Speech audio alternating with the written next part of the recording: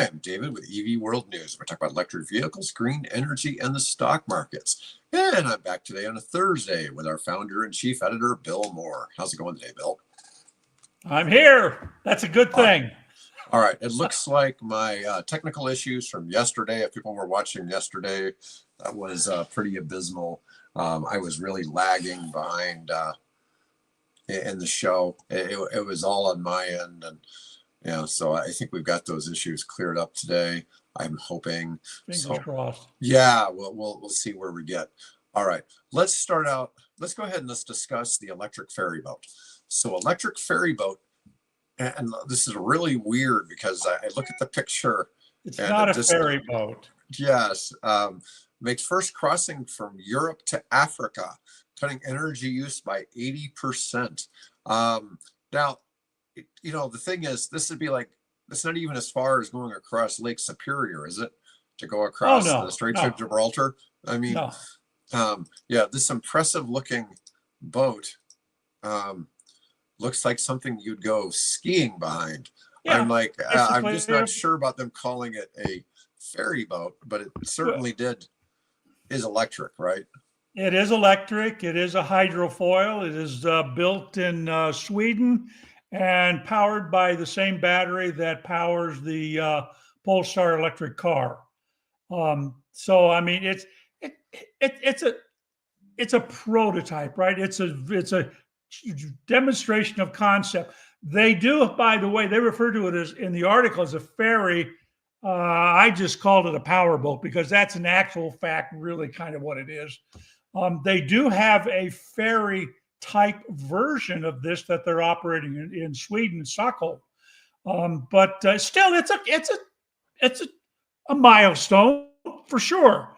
You know, when you look at the very first transocean, you know, over the water air flights, you know, was in a between England and France, for example, you know, Balario, you're back in what, 1909 or something like that, or the very first solar-powered airplane to fly from Europe to Africa, flew the very same route, right? You go down to the very tip of Spain, and then you take that little short 24 nautical mile crossing over to an island just off the coast of Morocco, right?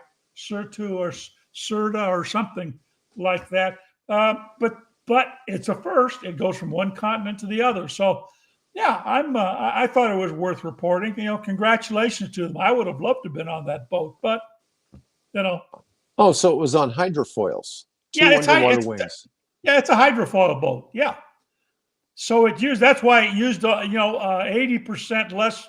It was an efficiency improvement of 80% over the photographic boat, the conventionally powered photo boat that was following them. Used something like the equivalent of $100 worth of fuel. They used the equivalent of about, I think, is what, $10. Yeah, $10 worth of electricity. Now they point out, by the way, that when they got over to the island on the African side, the Port Authority gave them their electricity free so they could make the trip back. So it didn't actually cost them that, but that's what the equivalent would have cost them to do it. So interesting. And one of the things was the hydrofoil system. They describe it as a magic pill for motion sickness. It uses sensors to detect the waves, wind, and current to adjust the hydrofoils up to 100 times per second, delivering a ride that feels more like flying than boating. And that's kind of, you know, an interesting concept there. I mean, you know, like we look at like the sea gliders, you know, the aircraft. Mm-hmm. It's like, it's really, you know, it's interesting, some of these concepts using wind and water to make some of these things a reality. Yeah. Some of that I think is actually greater or more significant than the fact that the boat's electric. Well, no, I would agree. Right. But the thing is, you couldn't do that with a conventionally powered boat, because how do you get the prop shaft down into the hydrofoils, right? Mm-hmm. You can't do it. It's got to be electric, or maybe pump, you know, high pressure water jets or something through it. But this was, you know, just put a little prop back there. And in fact, I saw a really interesting video This guy took a rubber raft, probably was actually heavy plastic, but had a raft, and then he put a little top on it, and then he took a weed eater, right? Thing you go around and you trim the weeds with. He took the plastic spinner, right, off of the thing that cuts the grass, and he put a little prop there instead. And he mounted that to the back of the rubber dinghy, and that's what he was propelling it with. He built a little rack, like an oar lock, and the thing sits in there, and he used his weed eater to propel his. So there's all kinds of really interesting things you can do with this technology that wouldn't be possible with internal combustion engine. Which brings me, of course, this brings up then the attack over the weekend from, where these, 160 some drones launched out of these fake cargo containers. Yeah. And attacked and destroyed 41 Russian strategic bomber and support aircraft, which those are crazy expensive aircraft. Well, they're priceless. They are priceless because they are no longer built or made. So it can't, like Russia can say, hey guys, would you bring me some more bombers, right? Roll some out of the factory. They don't. There's no tooling. Those are old. Yeah, those are old Soviet. Soviet aircraft that they thought were safe. One of those bases. Listen to this. One of those bases was the equivalent of the distance between New York City and Los Angeles. Right. Away from the border. Yeah, and they thought they were safe, right? I mean, and interestingly, it came on a Sunday. And it came on the very day that the new commanding general, or whatever his rank is, took charge of the Russian forces on his very first day at work, right? So and what I thought was interesting is you look at those containers, which they weren't real shipping containers. They were mocked up to look like real shipping containers. And so what happened, and I got to look, I said, you know what? They've got these solar panels on top, and they look like a 20-foot shipping container. Oh my God, I hope I didn't give them the idea with my quick bike project. There you go. That's probably where they got it. Because it looked like a quick bike. The drones were probably powered by vape batteries too.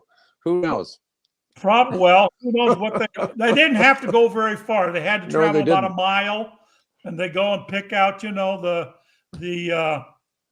the bomber or the AWACS, plane or cargo plane, whatever they wanted to take out. And it's crazy that they were able to put that together. And what they hit 4 bases at the same time, but it's the one that was 4,000 kilometers away that was the most impressive. But they hit another one up in Murmansk. Yeah, exactly. And that was pretty crazy as well. And then you heard about the hitting the base in Vladivostok.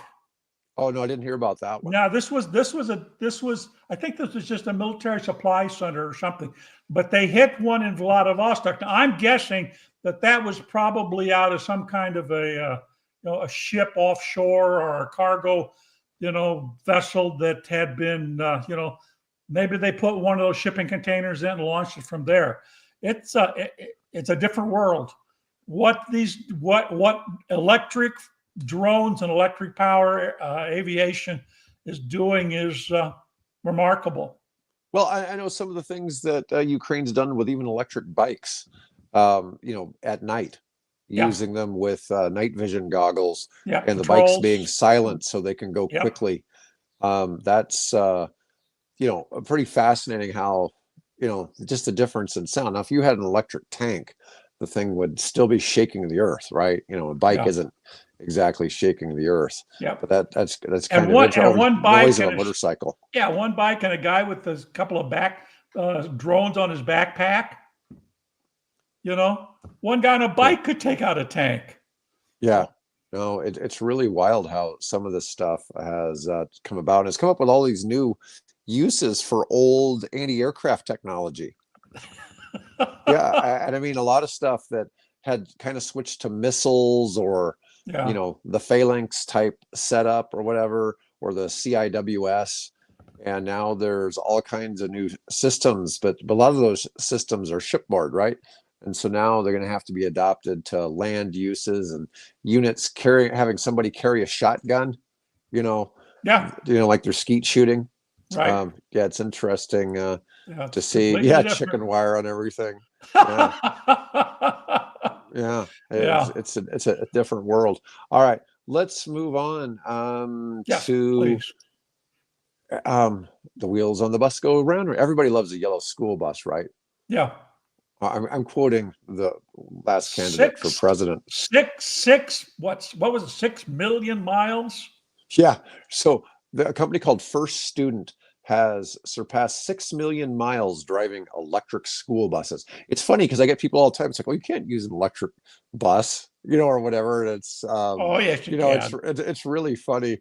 But I sent you a message yesterday on LinkedIn just to see if I get you upset, where somebody put some really dumb Yeah. comment I on a didn't video. understand. Yeah, I didn't know how to That respond because I didn't understand the context. No, I understand. It was just something somebody put on one of our videos, and Oh, okay. I just, it was really funny because it was such a stupid comment.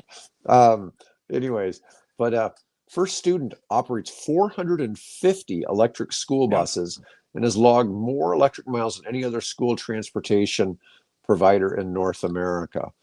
And this is kind of an interesting picture because we talk so much about the grid. From a grid perspective, you look at this as a V2G opportunity, a Yeah. vehicle to grid opportunity, but look at all these chargers, all these buses, all Yeah. these chargers. And I don't know if these are I'm assuming they're just level 2 chargers. I'm sure they're not level uh, 1 or level 3. well, there I can't tell you. I do know that and because they sit for the period of time they do, Mhm. generally from what, 5 o'clock at night till 7 o'clock in the morning. They probably Mhm. don't need. But what 14 is hours. yeah? So Yeah. what is interesting is that not only do they operate these, and I'm sure it's under contract to various school districts, but not only do that, but then they also offer what they call First Charge, which is a service that helps school districts set up their charging systems and manage the whole operation. So not only are they providing a bus to transport students around, but they're providing the necessary support systems to make that feasible and reduce the management and complexity and of introducing that kind of new technology. I'd love to see the economics of how this has played out on those 6 million miles. Um, I mean, that's, there's got to be some real Get on the economics. phone and call for student. Yeah, I mean, it's a thought because Yeah, it'd be interesting to see because you it hear all these would. complaints. Because one of the things is we know electric school buses cost more than Sure, diesel powered school buses. sure. Where, how long does it take to make that economically make sense? But, they've got some real history here Yeah, with, and of course, a lot of those I'm sure are operating under various types of either federal and state grants. So I would think that probably defrays some of that expense. right, right. Oh, I'm sure there's been some support for that, but I'm just stating that it's a different kind of topic. All right.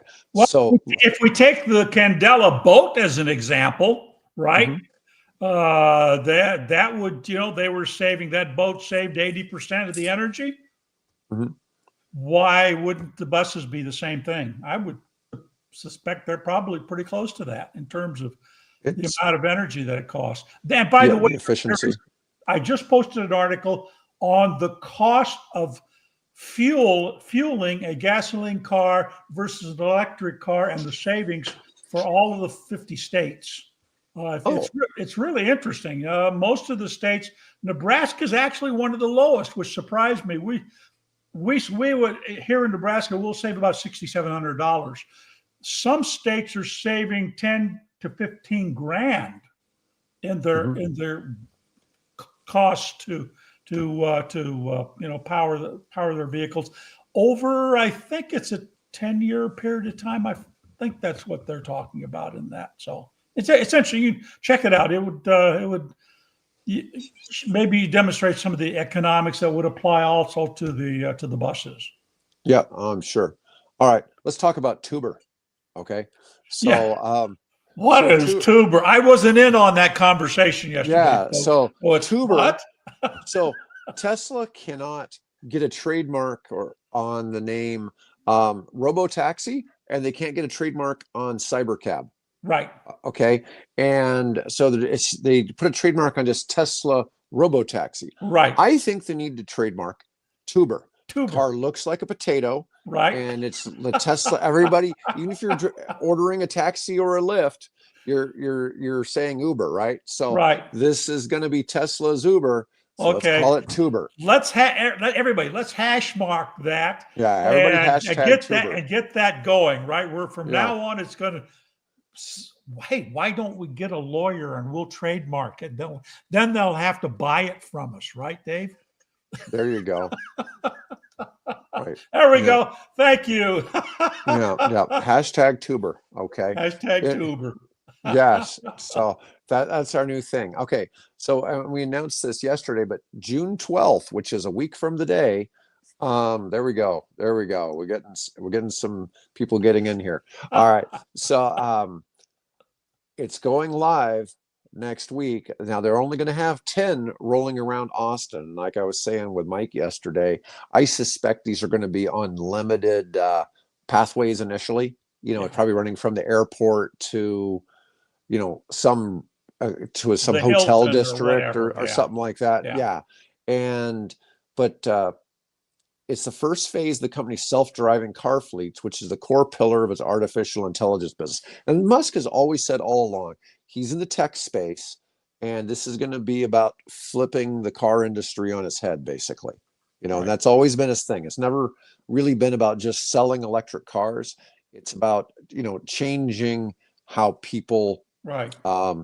About 100% tuber diet. So oddly, I'm allergic to white potatoes, but I eat sweet potatoes. So anyways, that would be an interesting thing there. I can eat carrots though. Anyways, so Motley Fool has this article that says, should you buy Tesla stock before June 12th? And I'm sure when it goes live next week, the stock will get a bump. I don't know that it's going to be a big bump. I suspect it to be small because this news is already baked into the price right now. Yeah. Okay. So I've always been kind of a fan of the Motley Fool and their articles. The thing is, when you're getting your news and it's coming out a couple days after it happens and all that, it's not really the news. It used to be, everybody kind of got the news out of a magazine or a newspaper or whatever. Right. And now your stock news is coming to you instantly. Okay. It's coming fast. And I really feel that this information is probably baked into the price. You're not going to, between now and the 12th, get some, magical big bump. Go to the moon.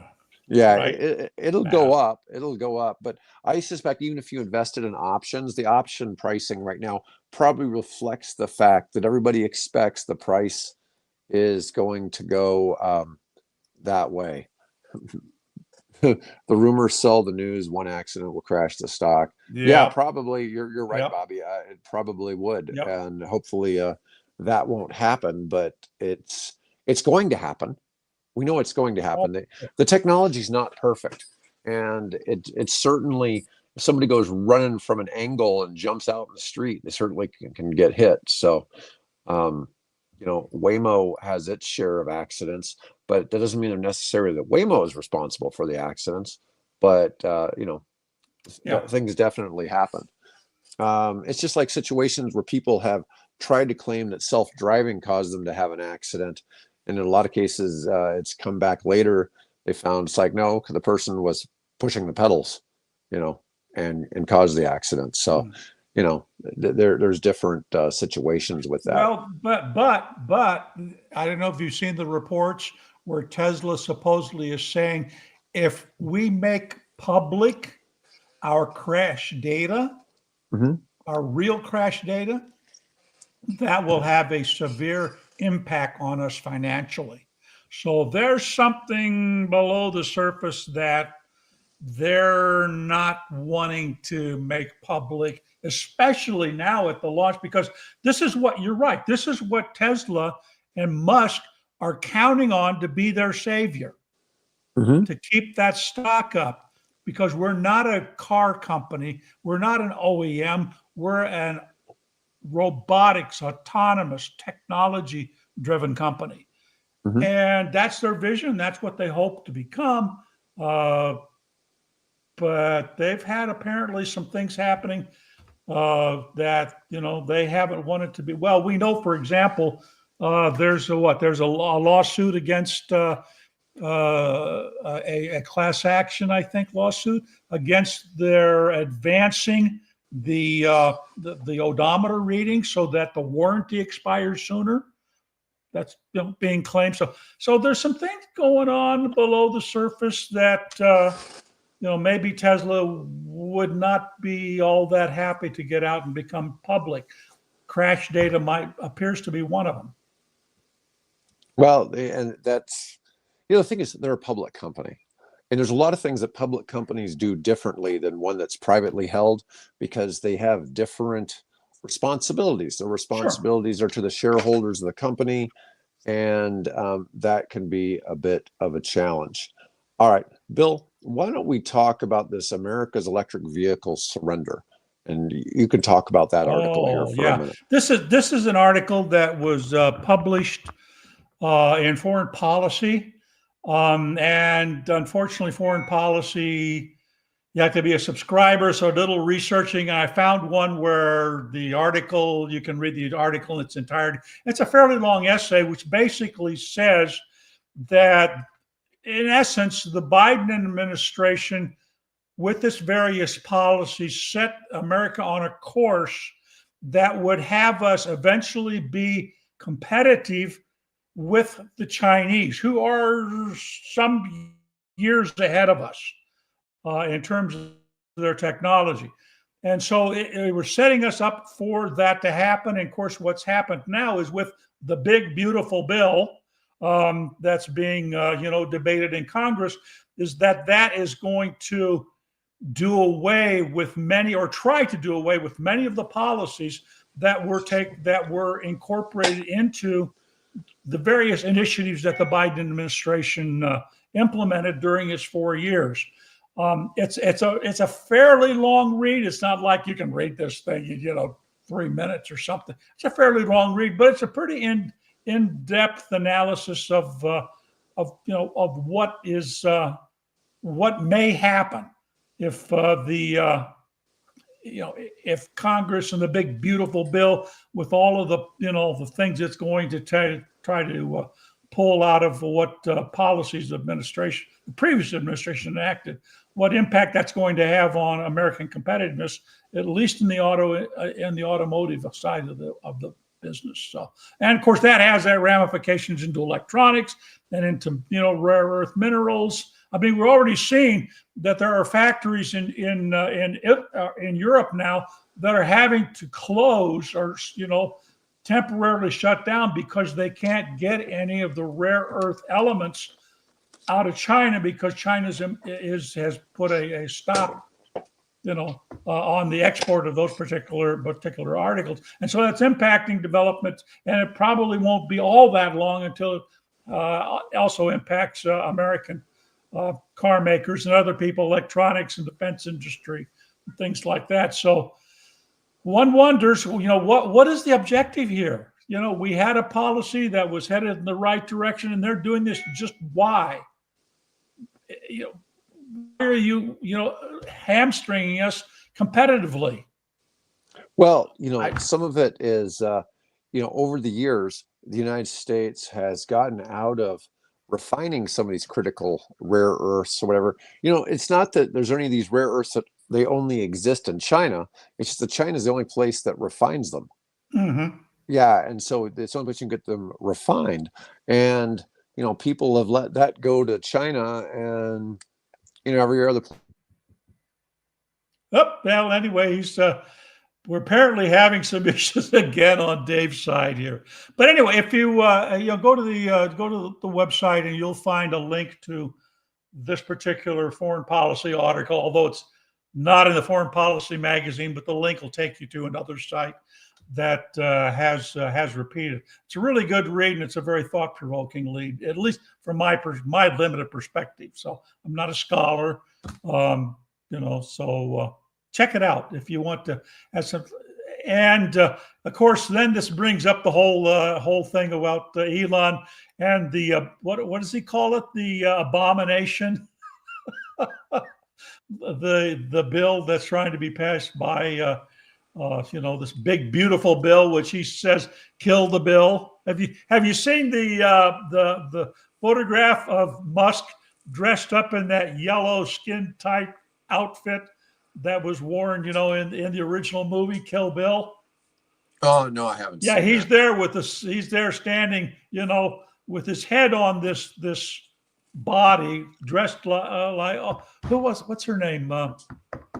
That was the star. I know who you're thinking of, but I don't Right. know her Yeah. name. Anyway, in the Kill Bill series, so that's what he said.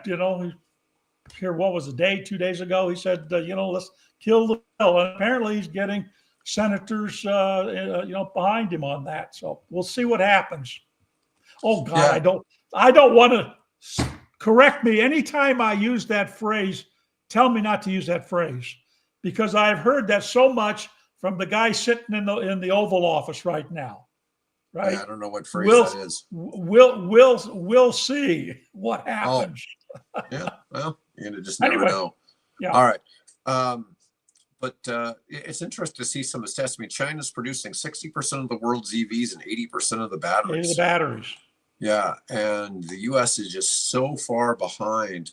It's just really hard to fathom where some of this is going. Now, at the end of the Biden administration, there were 200 planned EV and battery supply chain projects worth 184 billion, especially concentrated in the Midwest and Southeast, making a name called the Battery Belt. Yep. And some of this is getting canceled. I had somebody that reached out to me a few days ago that had one of those loans that apparently Jigger had pushed through at the end. Right. And the new guy has canceled it, and his looks like a pretty interesting thing. But it was another one of these things that kind of like Nevi, it's going to take years for it to come to fruition. And now they're canceling all that Nevi money for charging infrastructure. Right. Yeah. But this guy is doing infrastructure for like autonomous trucking and stuff like that. Yeah. And Nevi, by the way, is National Electric Vehicle Infrastructure, just in case but might be familiar with the acronym. Dave, you keep disappearing on me. Oh, is it your phone or is it me? But anyway, yeah. So, where am I going to go until I get Dave back? So anyway, yeah. So this is really a good article. I don't want to keep repeating myself on that, but again, I keep asking myself, why is it that we would want to hamstring American industry and competitiveness? For an outmoded system? We're already 5 to 10 years behind the Chinese. Now you want to throw us back to 1950s and tail, the tails on the cars and, what's going on? Why are we doing this, Congress? Yeah. All right, let's see. But it is interesting to see all these different, things that they're changing. But, the U.S. has got to do something to protect the auto industry, and, this isn't it. No. So, nope. All right, let's talk about invest in steam engines. That's all right. Well, actually, there is a really interesting new engine technology that is maybe the 21st century version of a steam engine. I forget the name of the thing, but I'll have to go look it up and maybe post it in the comment field below. But it's a very, very interesting technology that is kind of like a steam engine, but isn't a steam engine. It's really fascinating. All right, so we had an article about SMRs around the world. Yes. Let's just see here. Now, this is the thing. Small modular nuclear reactors, they don't exist much at the moment. So this is a map, and this is you have this one up here, the check mark, and this one with the check mark. Those are operational SMRs in the world. There's one over here, it says under construction, one down here in Southeast Asia. It looks like maybe Vietnamish under construction. Although I don't think Vietnam has anything. There's something here, looks like maybe Kazakhstan or still, no, that's still in Russia. Yeah, I can't quite make out the map. So what do Yeah. dollar signs mean? What, money devoted? Yeah, the funding is secured to build something that looks like Iran, or some nation that's right Yeah, above it. one of the stands. Yeah. Yeah, or one of the stands. And then all the dollar signs in gray are pre-investment. And there's a bunch of them all around the US, all around Western Europe. You got one way up here at the top of Finland, or maybe that's Norway. It's hard to say. Norway and Finland connect up there. Yeah, and it's also, by the way, part of Russia up there. True. Yeah. You've also got a couple here in Canada. Then it says planning stage. I'm aware of a lot more that are in planning than what it's showing on this map. Oh, it says there's one under construction down in Brazil. So, is that Brazil or Argentina?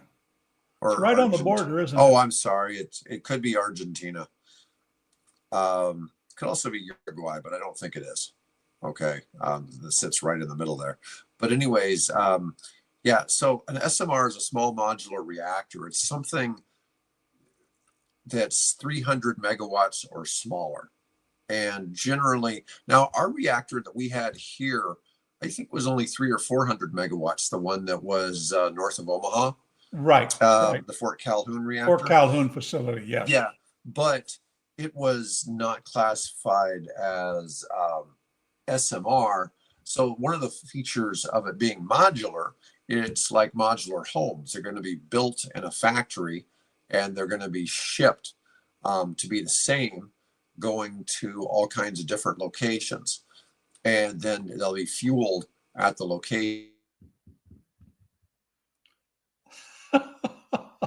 Oh, wow. Say sorry, folks. I guess obviously we thought we'd fix this problem before coming on the air, and apparently not. So just background here. Dave has taken a serious professional interest in small modular reactors, and he's been working with people in that side of the industry. So I wondered if we can keep him on the air long enough. I wanted him to sort of talk about what that is and what your aspirations are for it and that type of. Well, not connected, by the way, not connected to EV World. This is not a project that EV World is engaged in. This is a personal project Dave's engaged in, but he's getting a lot of really good information. Oh, yeah. So it's expected that in the next 25 years, between now and 2050, there'll be approximately a couple of thousand sites for small modular reactors around the world. And a lot of these are in places where it's impractical to have other technology. The fourth generation nuclear is considered to be inherently safe. The reactors cannot melt down. It has to do with the way the uranium is used and treated. But one of the things is a lot of the places where it would be replacing coal, bunker fuel, diesel use, a lot of it will be industrial applications. And hopefully by the time 2050 rolls around, fusion will be a real thing. But fusion's always 25, 30 years in the future. Yeah. And it has been that way for the last 30 years. Right. Or longer. And it keeps being, like 3 decades away. It seems like there's real advances happening in that space. But even if they do come to fruition, there'll be grid scale reactors, more like a gigawatt, that'll be able to produce nuclear really cheaply. But the nuclear energy really, on the inexpensive side, the SMRs aren't always super cheap compared to wind and solar, but what they are is they're 100% Yeah, they're efficient. base Yeah. load. Yeah, and they would replace mainly fossil fuels. So this is where they'd be going into places where fossil fuels like islands and they'd be used possibly. I don't know about data centers. I get asked all the time about data centers. Now, some of the companies, one of the big things right now, you have companies like Amazon, Google, Meta, Microsoft. They're all investing in nuclear companies.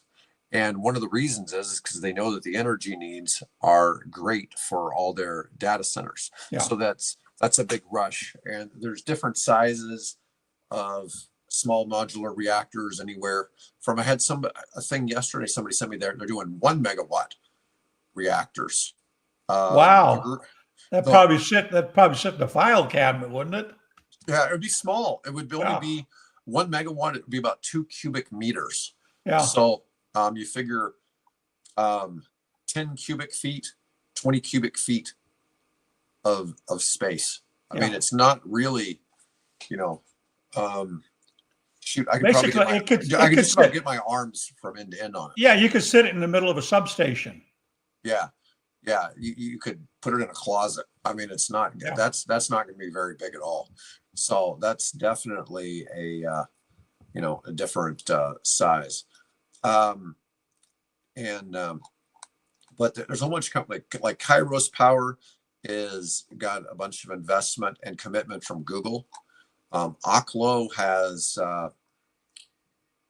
it was kind of his initial financial backing was by Sam Altman from OpenAI. OpenAI, yeah. Yeah, and the current Secretary of Energy is on the board of directors for Oklo.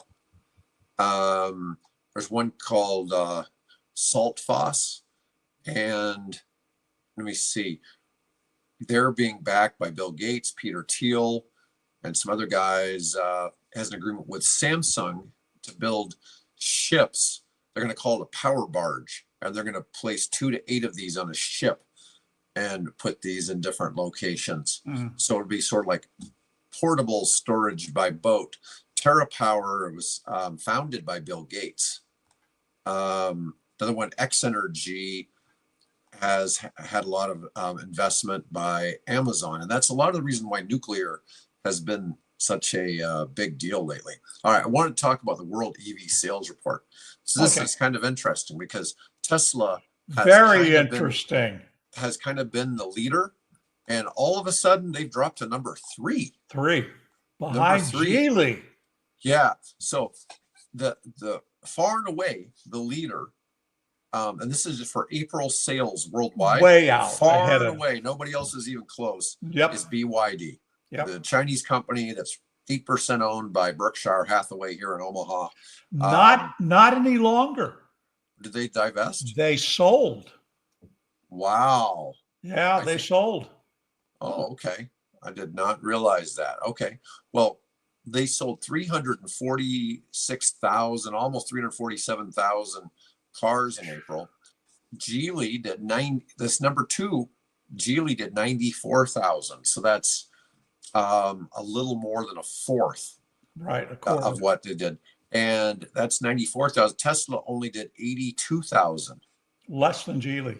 Yeah. So Geely owns Volvo. So Volvos are sold in the U.S. And I think Polestar too. Yeah. Yeah. Polestars are sold in the U.S. As well as a bunch of Chinese brands within their national market. Yeah. Yeah. Number 4 was Wuling, another Chinese EV maker. 56,000. Wuling, however, is partnered with General Motors. Okay. Nice. And number 5 was Volkswagen. Number 6 was BMW. Number 7 was Leap Motor, which is another Chinese company. Number 8 was Xpeng, which is a Chinese company. Number 9 was Li Auto, which is a Chinese company. And number 10 was this little company called Toyota. Yeah. I mean, that's the reality of. And what you don't see is General Motors, other than Wuling, of course, but you also don't see Ford Motor Company on there. You don't see Chrysler on there. They weren't even in the top 20. The No, US they companies weren't even in they the top weren't in the 20. top 20. No, that's what I found surprising. Shoot, Skoda was number Yeah. 20. Skoda sold more EVs than in April than Ford, GM, or Chrysler. Yeah. Hyundai was number 15. Mercedes was number 13. It lists Volvo as 14. Now, I don't know maybe if that's Volvo trucks, because we know Volvo is part of Geely, but it lists Volvo separately here. Yeah. Audi made the list. Denza made the list. Denza is owned by BYD, I think. Well, they were founded by BYD and Mercedes back in the mid 2000s time frame. Yeah. I mean, 25% of the world's cars last year sold were electric. Yeah. And, it's really interesting to see that the US big three automakers aren't even in the top 20 for April. So very telling. Well, and part of that is there's a couple of stories that came out that when you look at when they there's a AAA, I think, and it did surveys of American buyers. How likely are you your next car to be electric? Back 4 or 5 years ago, it was something like 40% said that they were going to take and their next car would be electric. Now, in the most recent survey, it's below 25. It's like 23% of Americans say that their next car will be electric. So the interest, in the technology has dwindled, though the number of hybrids being that side of the electrification, that's actually seen some really good growth. But the EV side in the United States, not worldwide, but in the United States, has I'd say dramatically slowed down compared to what it was 3 or 4 years ago. Why? Right. That's up to debate as to exactly why. Do we blame that just simply on I forget. I think it's AAA also came out and said, well, the reason, and in some respects, it's still the same old things. Cost of the car. What will it take me to replace the batteries? Where do I charge them? Range. So it's a lot of the same kind of issues that are actually being resolved. Frankly, if you keep up with what's going on, most of those questions are now being resolved, but that's not the perception that's being conveyed to the bulk of the American population. And what's going on with the big, beautiful bill doesn't help matters either. All right. Well, Bill, that's all I've really got time for today. And we've had a good audience today. Lots of people chatting, and thanks everybody. We've had a lot of people watching today. So, anyways, folks, I want to thank everybody. And sorry, I keep having some trouble. We'll try to figure out a solution for some of that. But, anyways, we'll be back on Tuesday. Otherwise, folks, have a great week.